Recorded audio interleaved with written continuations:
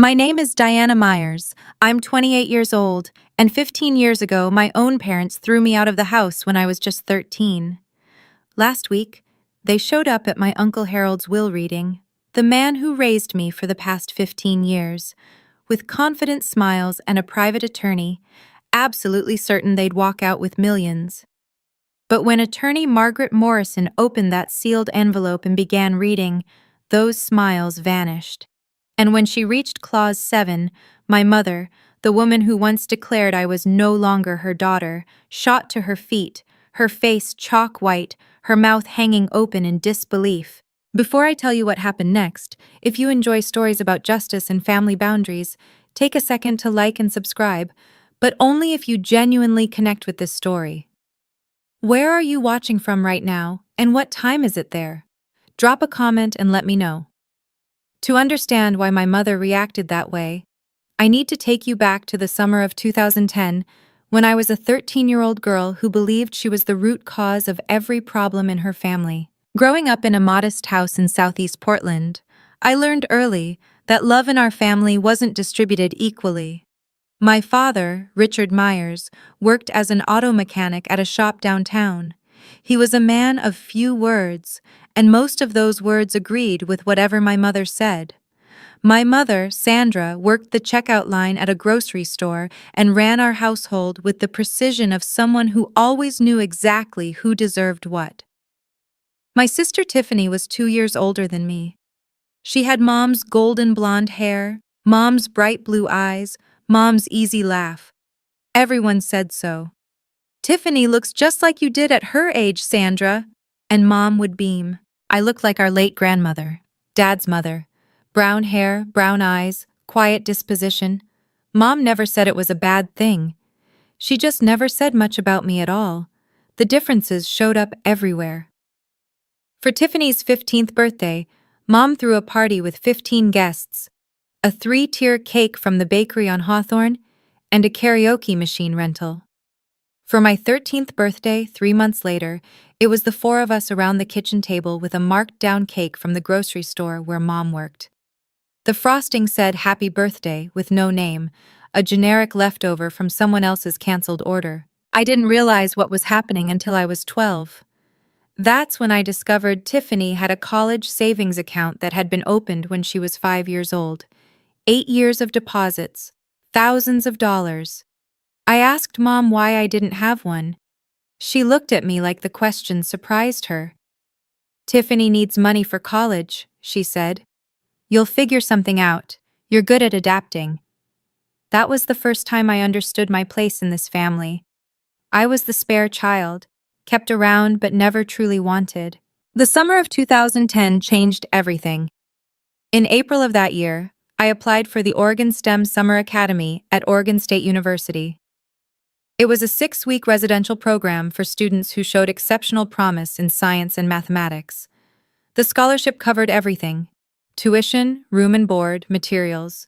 Total value: $4,200. I didn't tell anyone I applied.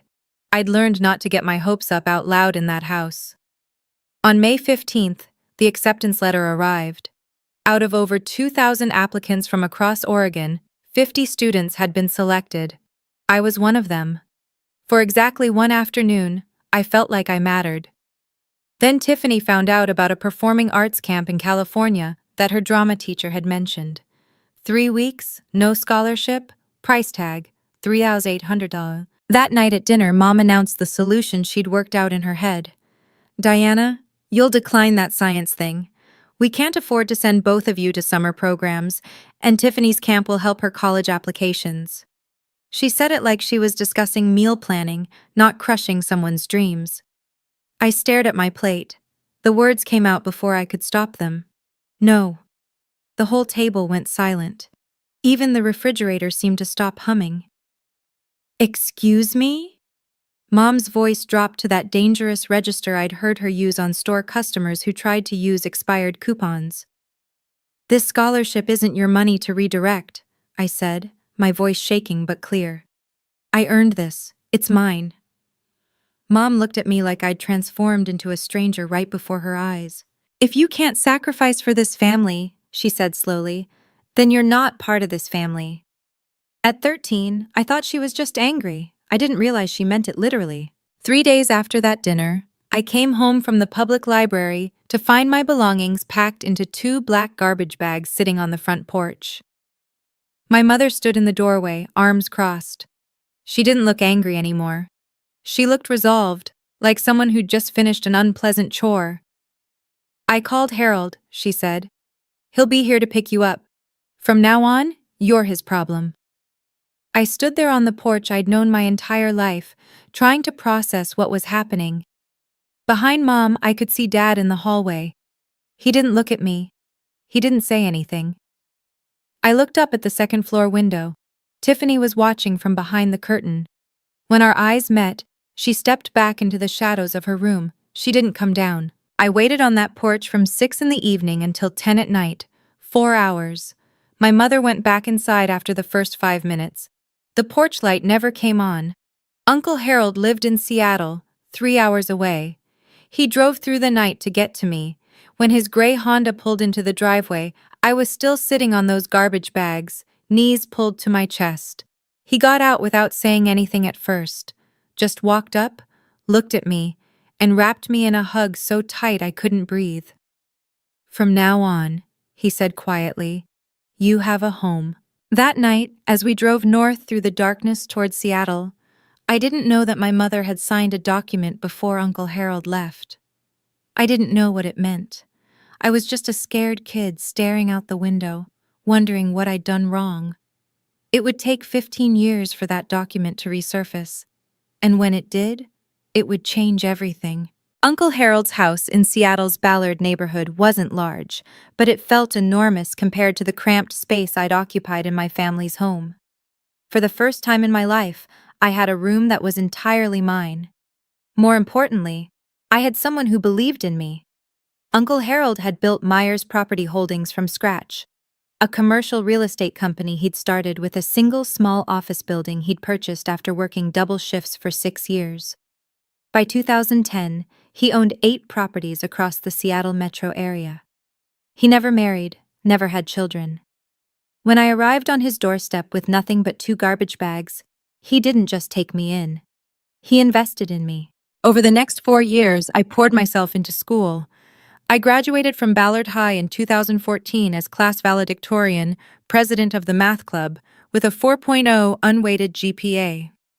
The University of Washington offered me admission with a partial scholarship to their Foster School of Business. By 2018, I had my bachelor's degree in finance, graduating summa cum laude with a 3.94 GPA. Uncle Harold had given me internship opportunities at Myers Property Holdings starting my sophomore year. I learned the business from the ground up: data entry, lease analysis, tenant relations, property assessments. In 2019, after 18 months at a Big Four-style accounting firm I'll call Mitchell & Partners, I earned my CPA certification. 1 year later, Uncle Harold offered me a position as controller. By 2021, I was CFO.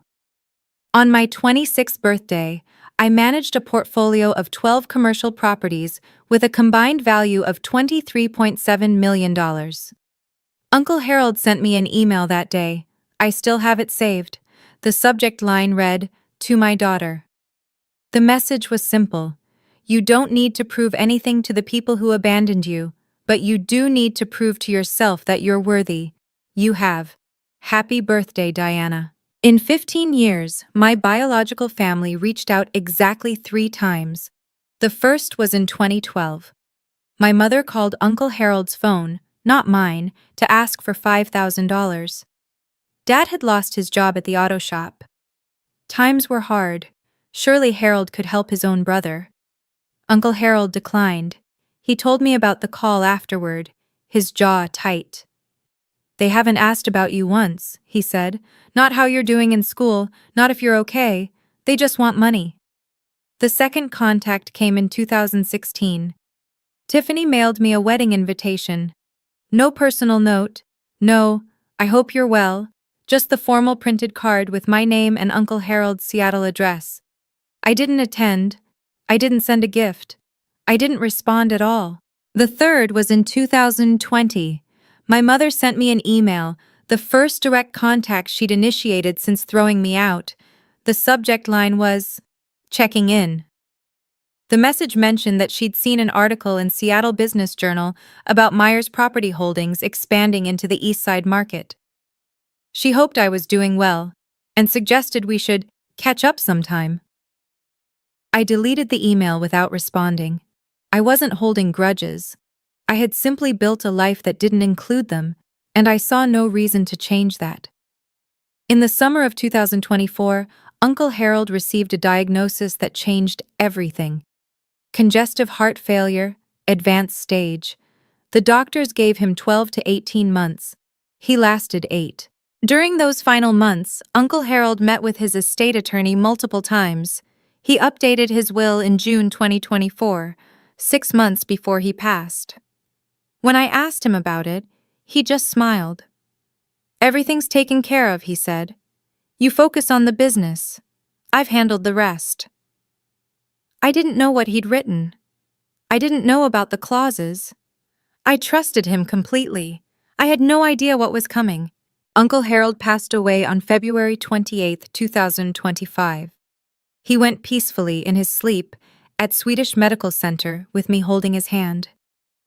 1 week later, on March 7th, I was in my office at Myers Property Holdings when my phone buzzed with an unknown Portland number. I almost didn't answer. "Diana?" The voice was immediately recognizable. 15 years hadn't changed my mother's particular way of saying my name, like she was tasting something she wasn't sure she wanted to swallow. "Sandra." I kept my voice neutral, not Mom, just her name. A brief pause. I could almost hear her recalibrating. "I heard about Harold," she said. "I'm so sorry for your loss. I was thinking I should come up for the memorial service, pay my respects. The memorial was 3 days ago." Another pause. "Oh, well, I also heard there's a will reading coming up. Family has a right to attend these things, you know, especially when it involves a brother's estate." There it was, the real reason for the call. "How did you find out about the will reading?" "I have an attorney, Victor Harrington. He made some calls." The name sparked a faint memory. Uncle Harold had mentioned a Victor Harrington once, an attorney he'd consulted years ago and decided not to work with. I spoke to Margaret Morrison, Uncle Harold's estate attorney, the next morning. She confirmed my suspicions. Sandra had hired Victor Harrington to file a claim challenging the will. Their grounds: undue influence, alleging that I had manipulated a sick man in his final months. They were also demanding to attend the will reading as immediate family members of the deceased. I stared at the photo of Uncle Harold on my desk. In the picture, he was smiling. Almost like he'd known this would happen. Almost like he'd planned for it. Margaret Morrison's office occupied the 47th floor of the Columbia Center, Seattle's tallest building. Through the floor-to-ceiling windows, you could see all the way to Mount Rainier on a clear day. March 10th wasn't clear. Rain streaked the glass as Margaret laid out the situation.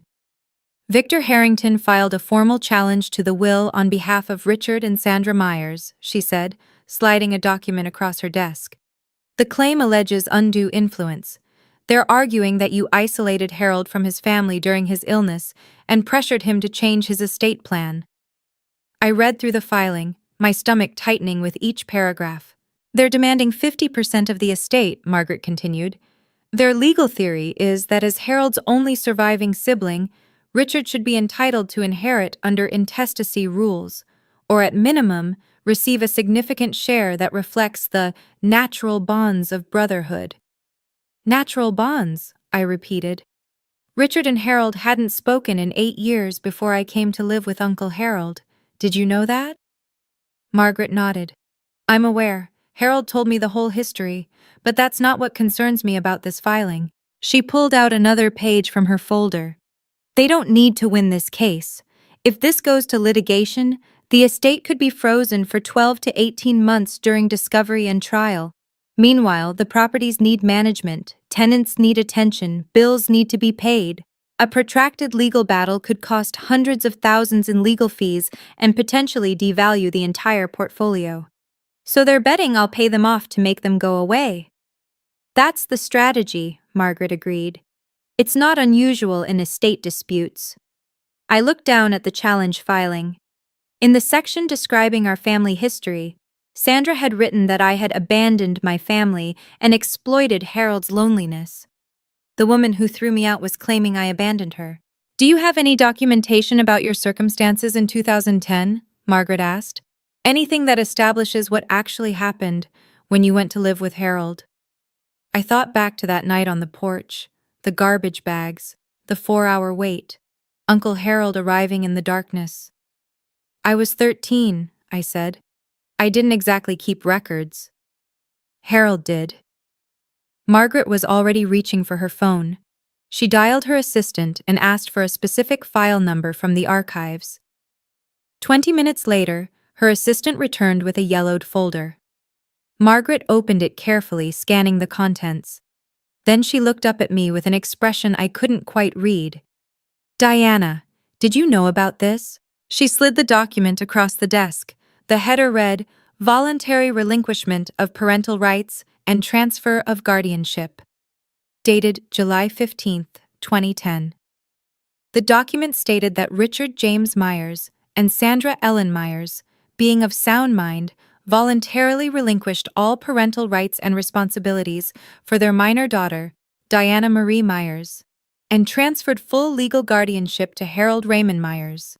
At the bottom were 4 signatures: my mother's, my father's, Uncle Harold's, and a notary public from King County, Washington. File number 2010 GH 5847. They didn't just kick you out, Margaret said quietly. They legally gave you up. They signed away their parental rights. As far as the law is concerned, Sandra and Richard Myers stopped being your parents the moment they signed this document. My hands were trembling. I'd been 13 years old, sitting on a porch in the dark. I had no idea my mother had been signing papers inside the house. What does this mean for their claim? Margaret's expression shifted. It means Richard has no standing to claim inheritance through familial relationship. Legally, he's not your parent. He severed that connection himself, in writing, with witnesses 15 years ago. Margaret offered me 2 paths forward. Option 1, we negotiate, she said. I reach out to Harrington, explain that their legal position is weaker than they realize, and offer a settlement. $500,000 to $1 million in exchange for them withdrawing their challenge and signing a waiver of any future claims. It's faster, cleaner, and avoids any public spectacle. And option 2? We proceed with the will reading as scheduled. They've demanded to attend as family members. We let them. Then we present the evidence.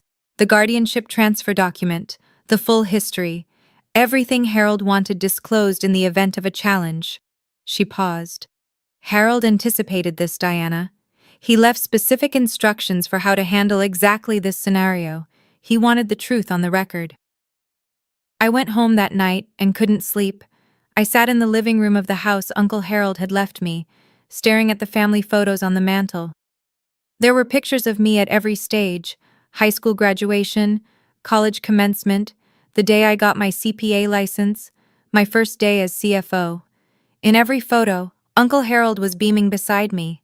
There were no photos of Richard or Sandra, not one. I thought about Uncle Harold's words from that email years ago. You don't owe them anything, but you owe yourself the truth. At 7 the next morning, I called Margaret. I want the will reading to proceed, I said. No settlement, no buyout. If they want to be present for this, let them. But we're not hiding anything. Are you sure? Once this becomes public, they chose to make this public when they filed their challenge. I'm just respecting their choice. The will reading was scheduled for Friday, March 14, 2025, at 2:00 p.m. in the Morrison & Associates conference room. 5 days away. The next few days were a blur of preparation. My best friend Elena Torres, we'd met when she joined Myers Property Holdings as HR director 3 years earlier, helped me organize the documentation. She was the only person besides Margaret who knew the full story of my childhood. 47 emails, Elena said, looking up from her laptop in my office on Wednesday evening. 47 emails from Harold to you over 10 years, documenting his relationship with you and his reasons for estranging himself from Richard. The emails painted a clear picture. In 2002, Richard had borrowed $80,000 from Harold with a promise to repay it within 5 years. 23 years later, not a single dollar had been returned. That broken promise had fractured their relationship. My arrival in 2010 had nothing to do with their estrangement. It had already been festering for 8 years. Elena also pulled the financial reports from my 3 years as CFO. Under my leadership, the Myers Property Holdings portfolio had grown from $17.7 million to $23.7 million, a 34% increase in value. Occupancy rates averaged 96%. Tenant satisfaction scores were the highest in the company's history. On Thursday evening, I met with Dr. Lauren Hayes, the therapist I'd been seeing since my early 20s. "Remember why you're doing this," she said. "You're not seeking revenge, you're closing a chapter. There's a difference." "What if I feel satisfaction when they realize they've lost?" Dr. Hayes smiled gently. "That's called justice, Diana. Feeling validated when the truth comes out isn't the same as cruelty. The question is what you do afterward." I drove home that night through Seattle's rain-slicked streets, thinking about her words. I looked in the bathroom mirror before bed. "She has no power over you anymore," I told my reflection. "Only you get to decide your story now." Friday was coming, and I was ready. Okay, let me pause here for a second. If you've made it this far, and you're wondering how I handled what came next, drop a comment with your prediction. What do you think Sandra did at the will reading? And if this story resonates with you, if you've ever had to set boundaries with family, don't forget to subscribe. We're just getting to the part you've been waiting for. Now back to that Friday afternoon. The Morrison and Associates conference room occupied a corner of the 47th floor, with floor-to-ceiling windows offering panoramic views of Elliott Bay and the Olympic Mountains beyond. On a clear day, it would have been breathtaking. On March 14th, 2025, the sky was overcast, the water a steel gray that matched my mood. I arrived 15 minutes early at 1:45 p.m. I wore a navy blue tailored suit. Professional, understated. My hair was pulled back in a simple bun. I'd learned from Uncle Harold that the most powerful people in the room never needed to announce themselves. The conference room could seat 20 at the main table, with additional chairs arranged along the walls. When I entered, 14 people were already present. Margaret Morrison sat at the head of the table with 2 junior associates. Thomas Graham, the senior auditor from Mitchell & Partners, who had handled Uncle Harold's accounts for a decade, occupied a seat near the window. Representatives from 3 charitable organizations filled several chairs: Seattle Children's Hospital, Habitat for Humanity Northwest, and the Olympic National Park Foundation. Uncle Harold had been a significant donor to all 3 for over 20 years. 5 senior staff members from Myers Property Holdings sat together near the door. They'd worked with Uncle Harold for years and had known me since my intern days. Margaret caught my eye and nodded toward a seat at the center of the table, directly across from where she would be reading the will. I took my place, arranging the folder of documents Elena had prepared in front of me. Through the glass wall of the conference room, I could see the elevator lobby. At 2:03 p.m., the elevator doors opened. My mother stepped out first. Even from across the floor, I could see she'd dressed for the occasion. Black dress, pearl necklace, full makeup. Behind her came my father, my sister, and a man in an expensive suit carrying a Mont Blanc briefcase. The show was about to begin. Sandra Myers entered the conference room like she owned it. That was always her way, projecting confidence she hadn't earned, claiming space she hadn't been given.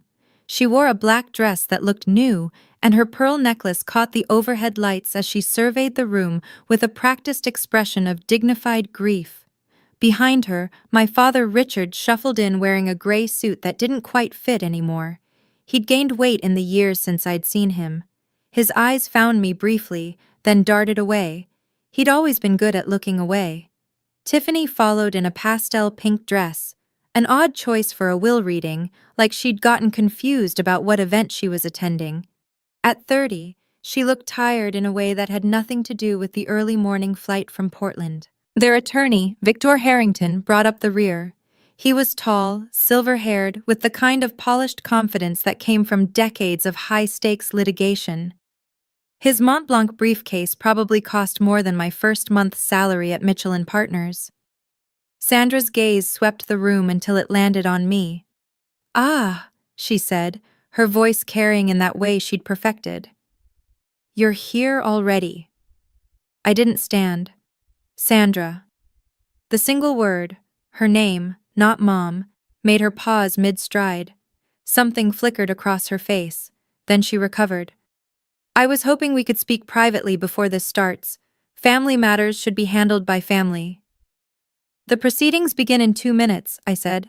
"I'm sure whatever you have to say can wait." Margaret Morrison rose from her seat. "Mrs. Myers, Mr. Myers, Ms. Myers, Mr. Harrington, there are seats arranged for attending parties along the wall. The main table is reserved for beneficiaries and estate representatives." Sandra's jaw tightened visibly. She'd expected a seat at the center of things. Instead, she was being directed to the margins. She wasn't even at the table. Sandra didn't take her seat quietly. Instead, she detoured past the representatives from Seattle Children's Hospital, pausing to introduce herself with an expression of practiced sorrow. "I'm Sandra Myers," she said, loud enough for most of the room to hear. "Harold's sister-in-law. We were quite close for many years, before this unfortunate estrangement." She glanced meaningfully in my direction.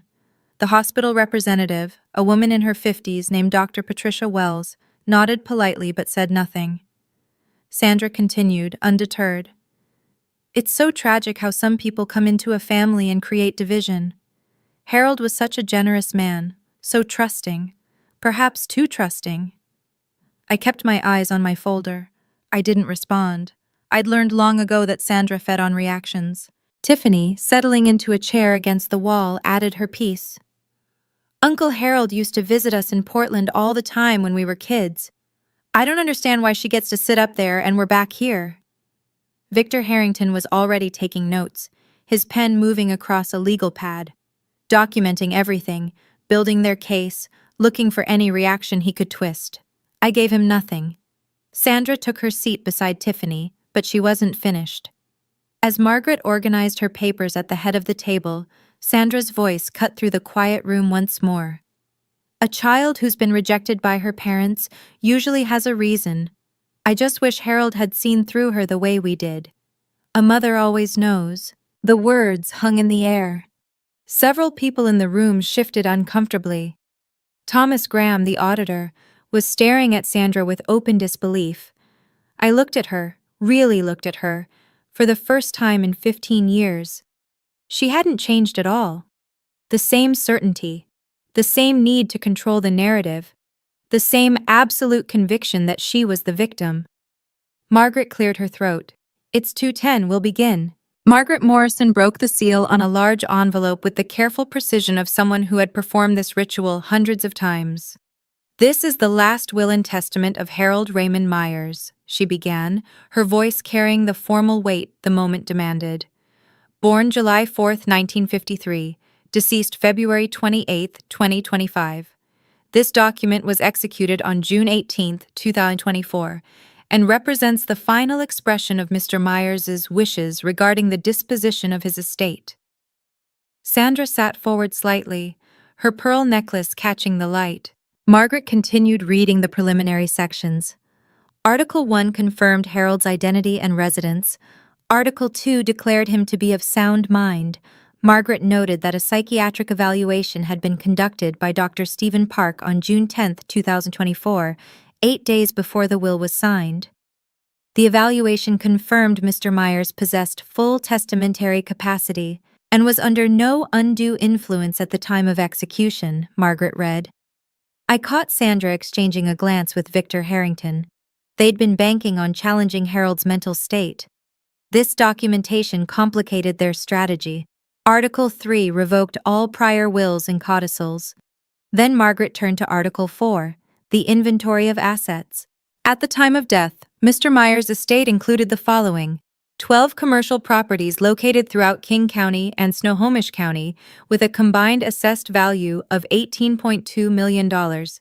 Investment accounts containing diversified equity holdings valued at approximately $4.1 million. Cash and liquid assets totaling $1.4 million. I heard Tiffany whisper to Sandra, "That's almost $24 million." Sandra nodded, her eyes calculating. Margaret looked up briefly. The will contains 47 pages. I will now proceed to Article 5, which addresses specific bequests and exclusions. She turned the page and adjusted her reading glasses. Article 5, regarding Richard James Myers, brother of the deceased. Sandra actually smiled. She wouldn't be smiling for long. Margaret's voice was steady as she read the opening line.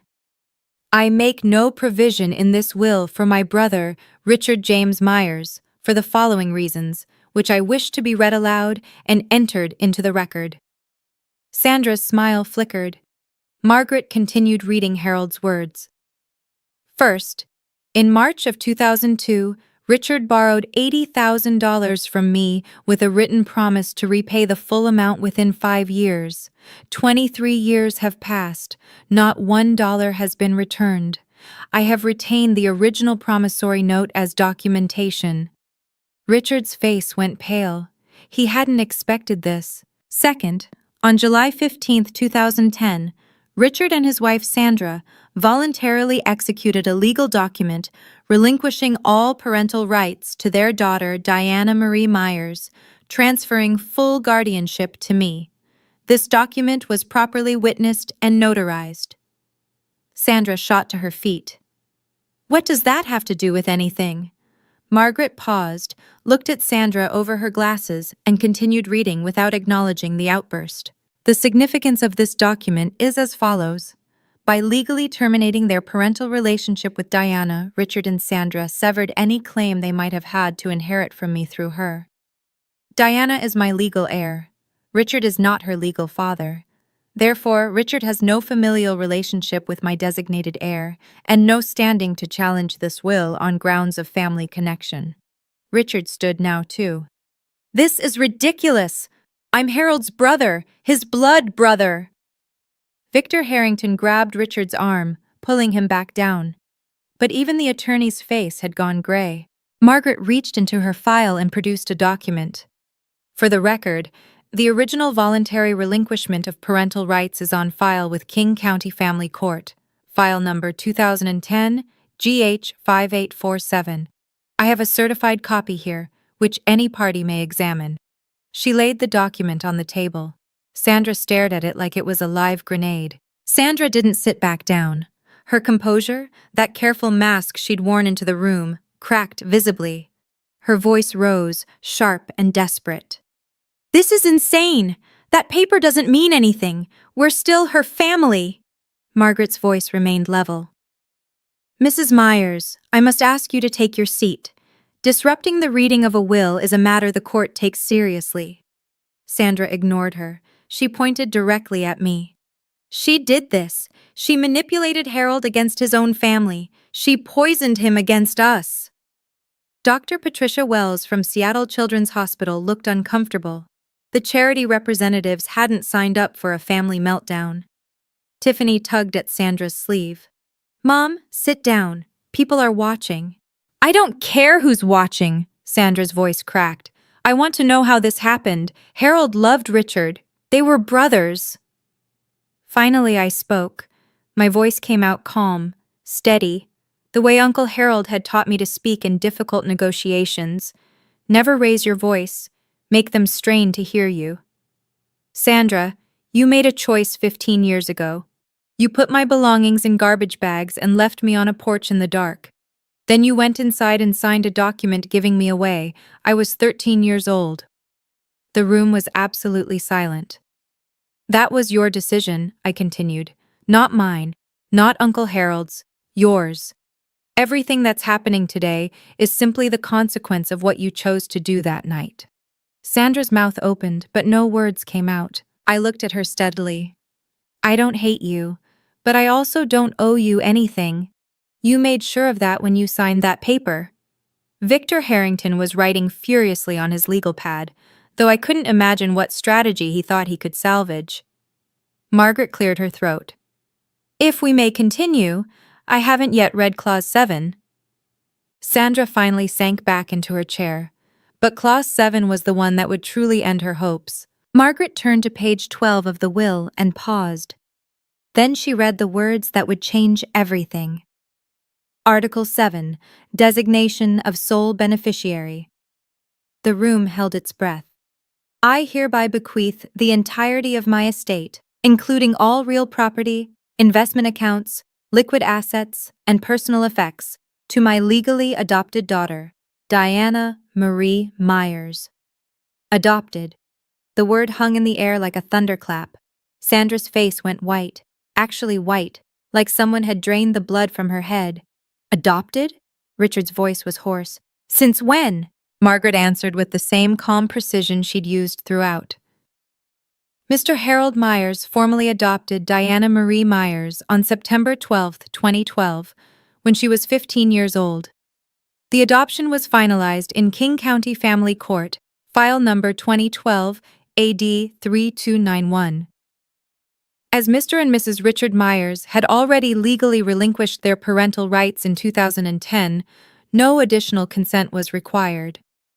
Tiffany stared at me. So you're not related to us anymore? I met her eyes. Not legally. Not since Mom and Dad signed me away. Margaret continued reading. Diana is not merely a beneficiary. She is my daughter in every way that matters, legally, practically, and emotionally. She has worked alongside me for years, proven her competence and integrity, and I trust her completely to continue the work I began. There is no one more deserving of this inheritance, and no one I love more. My vision blurred. I blinked back tears. Uncle Harold had never told me about the full language of this clause. He'd kept it a secret, waiting for this moment, knowing it might come. Sandra was shaking her head slowly, like someone trying to wake from a nightmare. This can't be legal, she whispered. Victor, tell them this can't be legal. Victor Harrington didn't answer. He was staring at his legal pad, pen motionless. He knew the case was over. Margaret reached into her folder and withdrew a sealed envelope, smaller than the others. There's one more item, she said.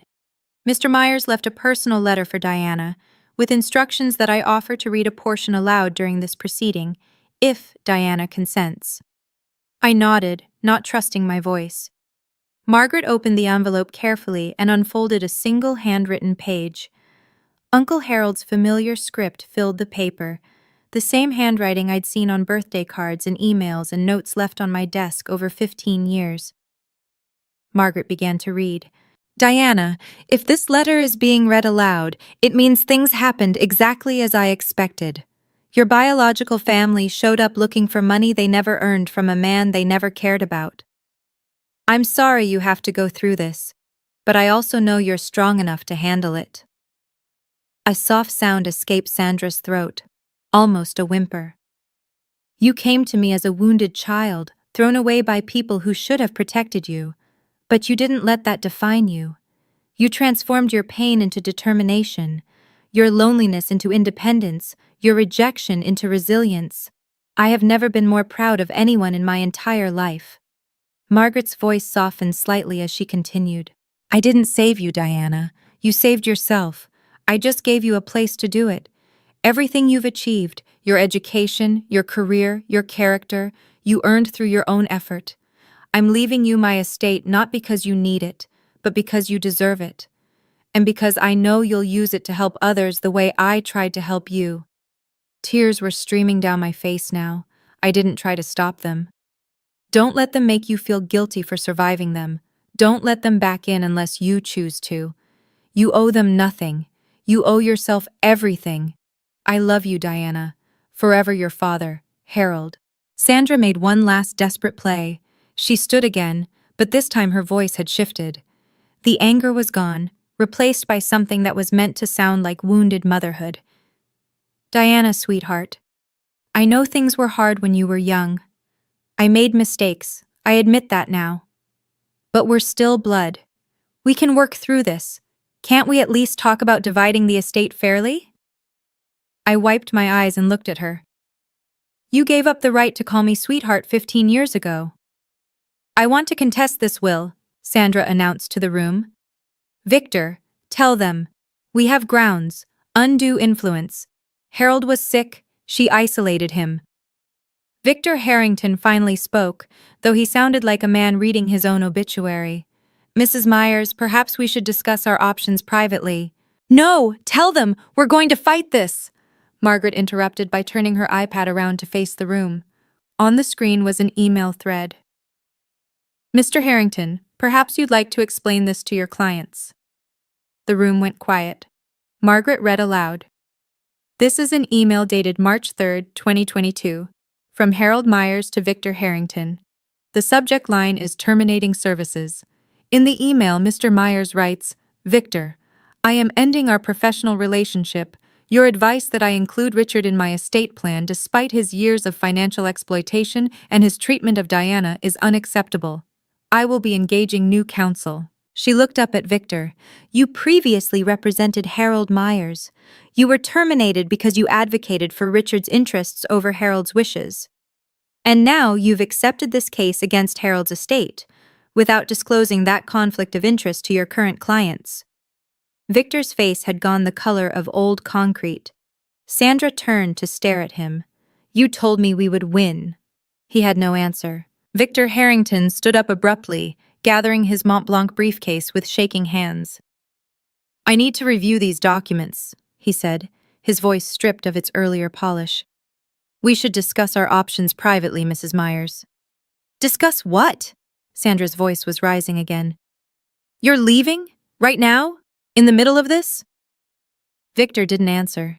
He was already moving toward the door, walking with the stiff gait of a man who knew his career might be imploding. Victor! Sandra called after him. Victor! The conference room door closed behind him with a soft click. Sandra stood frozen, abandoned by her own attorney in front of everyone she'd hoped to impress. Richard hadn't said a word in minutes. He sat slumped in his chair, staring at the floor. He'd spent his whole life following Sandra's lead, and now she had led them both off a cliff. Tiffany was crying quietly. I couldn't tell if she was upset about the money or about the public humiliation. Sandra turned back to me one more time. The mask was completely gone now. Underneath it was just desperation, and beneath that, something that might have been the first stirrings of real regret. Diana, her voice broke. We can still, we're still a family, aren't we? Blood is blood. You could still... I stood up from the table. Sandra, you stopped being my family on July 15th, 2010. You signed the document yourself. I didn't make that choice, you did. I gathered my folder and looked at her steadily. I don't hate you. I actually feel sorry for you, but you have no claim on me. Not legally, not emotionally, not in any way that matters. I turned to Margaret. Can we continue with the remaining articles? Margaret nodded. Sandra sat down heavily. She didn't speak again for the rest of the reading. Margaret turned to the next section with practiced calm. Article 9, Charitable Bequests. The representatives from the 3 charitable organizations straightened in their seats. I direct that the following gifts be made from my estate. $500,000 to Seattle Children's Hospital, to be used for the establishment of a scholarship fund for children from disadvantaged backgrounds. $300,000 to Habitat for Humanity Northwest, for the construction of affordable housing in the greater Seattle area. $200,000 to the Olympic National Park Foundation, for wilderness preservation and environmental education programs. Dr. Patricia Wells from Seattle Children's Hospital nodded solemnly. Harold was one of our most consistent donors for over 2 decades. This gift will help hundreds of families. The representative from Habitat for Humanity added, We've built 6 homes with Harold's previous donations. This will fund at least 4 more. Margaret continued. I also request that my daughter Diana continue the charitable giving programs I established during my lifetime at her discretion. I trust her judgment completely. I found my voice. I will. I'll honor everything Uncle Harold built. A thought occurred to me as I looked at the 3 charity representatives sitting in this room. They weren't here because the law required it. They were here because Uncle Harold had asked them to come. He'd wanted witnesses, neutral parties who could testify to exactly what had happened here today if Sandra and Richard tried to pursue their case further. Uncle Harold had anticipated every move. Dr. Wells caught my eye and offered a small, kind smile. Harold used to talk about you constantly. Every board meeting, every donor event. Diana did this. Diana achieved that. He was so proud of you. I blinked back fresh tears. Even in death, Uncle Harold had surrounded me with people who believed in me. When Margaret finished reading the final articles of the will, she turned to me. Diana, as sole beneficiary and executor, would you like to say a few words? I hadn't planned to speak, but 47 pairs of eyes were watching me, and I realized there were things that needed to be said, not for Sandra's benefit, but for my own. I rose from my seat. Most of you knew Uncle Harold far longer than I did. He took me in when I was 13 years old and had nothing. He gave me a home, an education, and most importantly, a family that chose to love me. I looked around the room, at the Myers Property Holdings employees who had watched me grow from an intern into a CFO, at the charity representatives who had witnessed Uncle Harold's generosity for decades. With this inheritance, I intend to continue everything Harold built. The properties will be managed with the same integrity he established. The charitable commitments will be maintained, and I'll be establishing a new scholarship fund, the Myers STEM Scholarship, for children from difficult family situations who need someone to believe in them. My eyes found Sandra, still sitting rigid in her chair. As for my biological relatives, I hold no grudge. I've made peace with what happened. But peace doesn't mean pretending it didn't happen, and it doesn't mean opening doors that I've worked hard to close. I took a breath. Harold taught me that family is about choice. The people who show up for you when everything falls apart, those are your family. By that definition, the people in this room who knew Harold, who worked with him, who respected him, you're more my family than the people who share my DNA. I sat back down. The room was silent for a long moment. Then Thomas Graham, the auditor, began to clap. Others followed. Sandra didn't move. Margaret formally concluded the reading at 3:47 p.m. The will has been read in its entirety. All legal requirements have been satisfied. Ms. Myers, you may contact our office next week to begin the transfer process. The estate should be fully settled within 14 business days. People began to rise, conversations murmuring to life around the room. Sandra stood slowly, like a woman who had aged 10 years in 2 hours. Richard was already shuffling toward the door, not looking at anyone. Tiffany gathered her purse and followed her father without a word. Sandra lingered. She turned back to look at me one final time. Her makeup had smeared slightly around her eyes. The confident woman who had entered this room expecting millions now looked diminished, smaller somehow. She opened her mouth as if to say something. I saw her lips form what might have been the beginning of "I'm sorry." But then she closed her mouth, turned away, and walked out. I watched her go. This woman who had thrown me away like damaged goods, who had signed papers to make it legal, who had shown up 15 years later, expecting to profit from her cruelty. I felt a brief flicker of something, not satisfaction exactly, not vindication, something more complicated, the strange emptiness that comes when a chapter finally closes. Dr. Wells from Seattle Children's Hospital approached me as the room cleared. Harold talked about you every time we met, she said, shaking my hand. He told me once that taking you in was the best decision he ever made. I can see why. She pressed a business card into my palm. When you're ready to discuss that scholarship fund, please call me directly. Elena appeared at my side, squeezing my arm. You did it, she said quietly. Harold would be so proud. I looked at the photo of Uncle Harold I'd brought with me. I hoped she was right. I need to take a breath here for a second. That was the moment I'd been dreading and hoping for at the same time. If you've ever had to stand up to someone who hurt you, someone who still believed they were the victim, you know how exhausting it is. Have you been through something similar? Tell me in the comments. And if you want to know what happened after that conference room emptied, stay with me. The story isn't over. 1 week after the will reading, Margaret Morrison filed a formal complaint with the Washington State Bar Association. The subject, Victor Harrington's ethical violations. I didn't ask her to do it. She did it because it was her professional obligation. When an attorney witnesses another attorney violating the rules of professional conduct, reporting is required. The complaint outlined 3 violations. First, conflict of interest. Harrington had previously represented Harold Myers and gained confidential information about his estate planning. Second, failure to disclose. Harrington never told Sandra or Richard about his prior relationship with Harold. Third, misrepresentation. Harrington had led his clients to believe they had a strong case when he knew, or should have known, that their legal position was fundamentally compromised. Margaret kept me updated throughout the process. 2 months after the filing, in late May 2025, the Bar Association issued its ruling. Victor Harrington was suspended from practicing law for 6 months. He was also fined $15,000 and required to complete additional ethics training. Within weeks of the suspension, 3 of Harrington's largest clients quietly transferred their business elsewhere. I heard through legal community gossip that his firm's revenue dropped by roughly $200,000 that year. Elena asked me once if I felt satisfied by Harrington's downfall. I didn't do anything to him, I told her.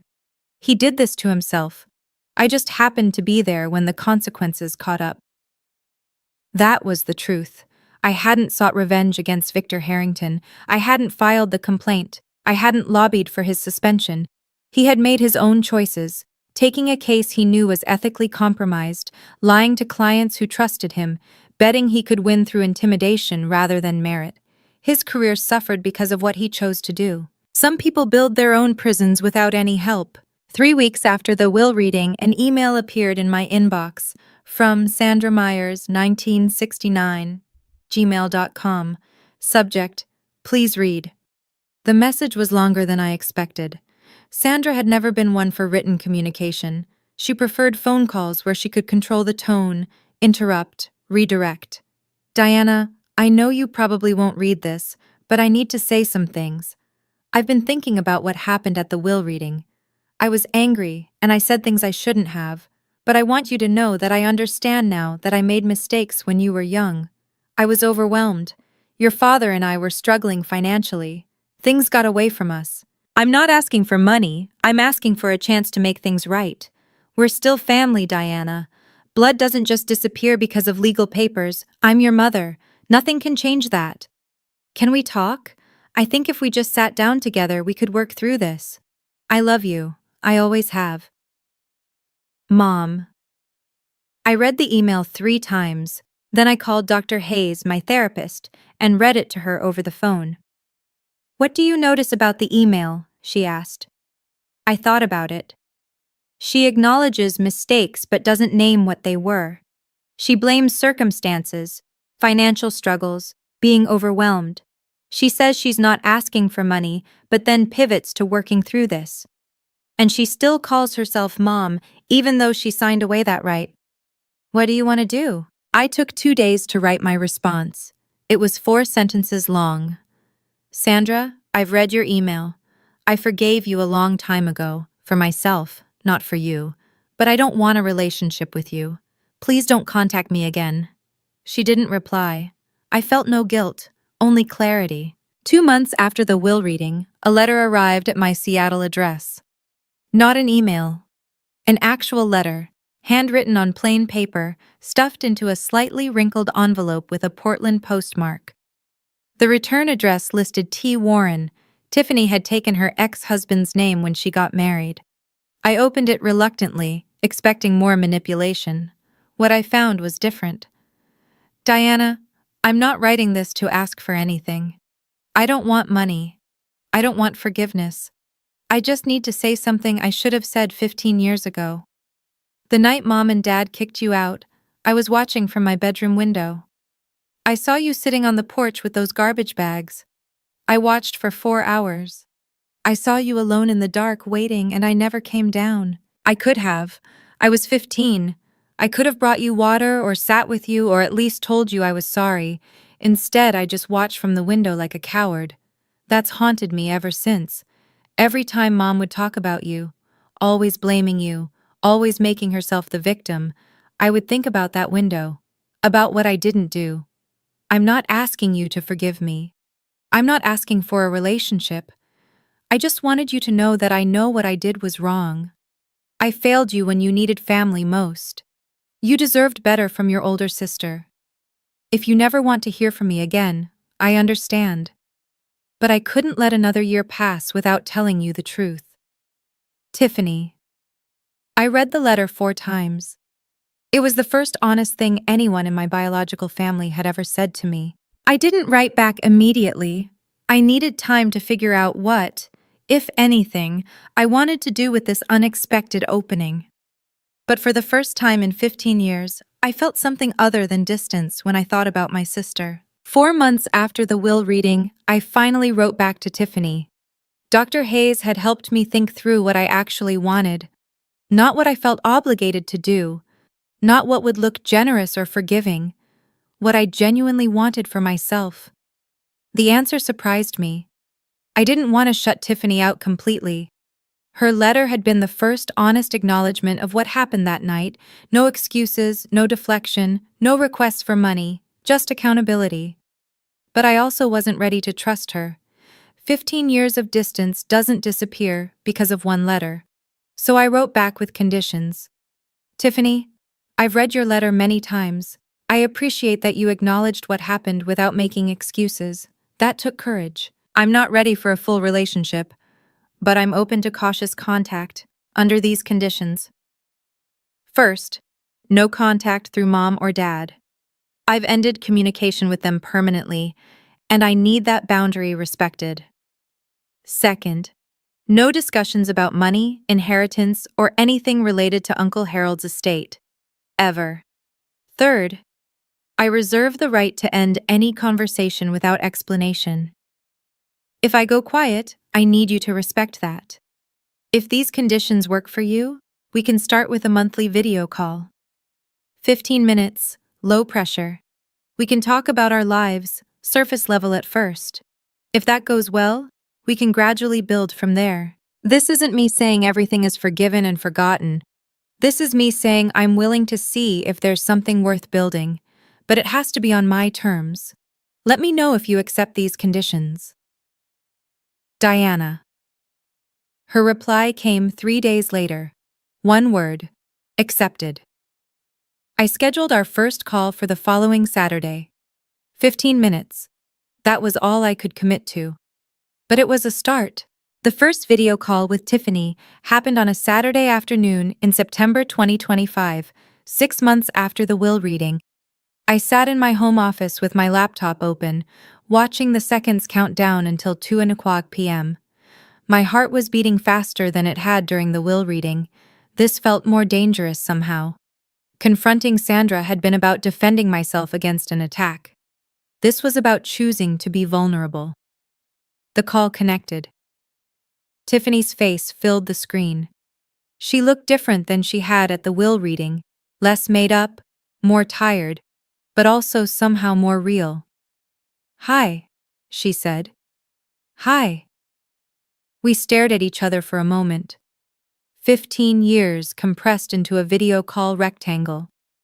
"I wasn't sure you'd actually answer," she admitted. "I almost didn't." That broke something loose. Tiffany laughed, a nervous, relieved sound, and I found myself almost smiling. We kept it light, as I'd requested. Surface level. She told me about her job. She was training to become a nail technician, working toward getting licensed.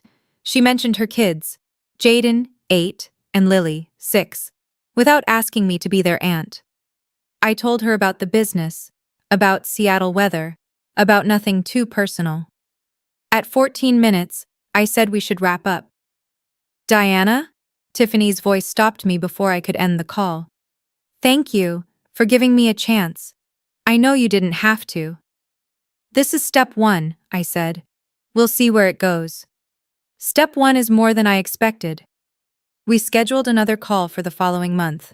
After she hung up, I sat in my office for a long time, processing. I didn't know if Tiffany and I would ever have a real relationship. Maybe we'd stay in this tentative place forever. But for the first time, I was the one deciding what happened next. That power was worth more than the inheritance. March 14th, 2026. 1 year exactly since the will reading that changed everything. I stood outside a modest commercial building on Capitol Hill, the first property Uncle Harold ever purchased, back in 1987, when he was a 34-year-old with a dream and barely enough money for a down payment. The building had been renovated last fall. New windows, updated HVAC, fresh landscaping. But today I was here for something else. A bronze plaque had been mounted beside the main entrance, the Harold R. Myers Building, in memory of a man who chose love over blood, 1953 to 2025. I touched the letters of his name, feeling the cold metal under my fingertips. In the years since the will reading, Myers' property holdings had grown by 12%, bringing the portfolio value to $26.5 million. Occupancy rates remained above 95%. We'd expanded into 2 new properties and upgraded 3 existing ones. More importantly, the Myers STEM Scholarship had awarded its first grants. 5 students from difficult family situations, each receiving full funding for summer programs in science and mathematics. Dr. Wells at Seattle Children's Hospital had helped select the recipients. Tiffany and I still talked once a month. The conversations had gotten slightly easier. We'd graduated from 15 minutes to 25. I'd seen pictures of her kids. She'd seen pictures of my apartment. We weren't sisters in any traditional sense, but we were something. Sandra and Richard had stopped trying to contact me. I didn't know what their lives looked like now, and I found that I didn't need to know. Elena walked up beside me, looking at the plaque. You okay? I considered the question. I'm peaceful, I said. That's even better than happy. Uncle Harold had taught me that family is a choice, and I had finally learned to choose myself. The sky over Seattle was clear for the first time in weeks.